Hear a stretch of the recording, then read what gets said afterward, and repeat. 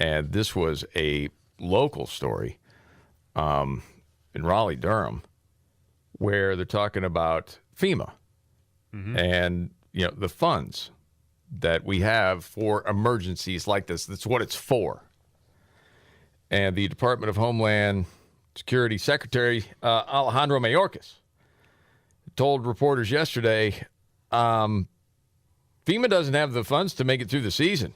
We're expecting another hurricane hitting. We're meeting the immediate needs with the money that we have, but we don't have the funds to make it through the season. Well, that's troubling, especially when I remember this story that I had from July 8th. The title, FEMA Program for Migrants, grows along with border crisis from over $360 million to $650 million. That seems like a reasonable amount of money, and there should be plenty left over, one would think.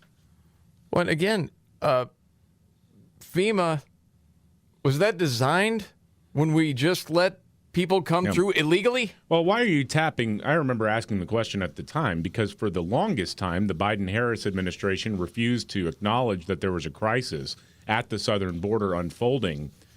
Then why are you tapping into federal emergency management funds? Exactly. That makes no sense.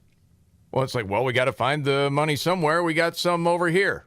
Forget about it. If we need it later, we'll figure it out at that time. And that really seems like that's where we're at right now. It's so infuriating.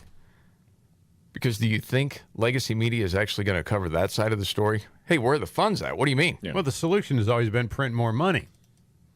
Of course. One would get the printing presses fired up again. We need some more. Go further in debt. Well, Create more inflation. What's the difference between $50 trillion and $51 trillion? Golly, man.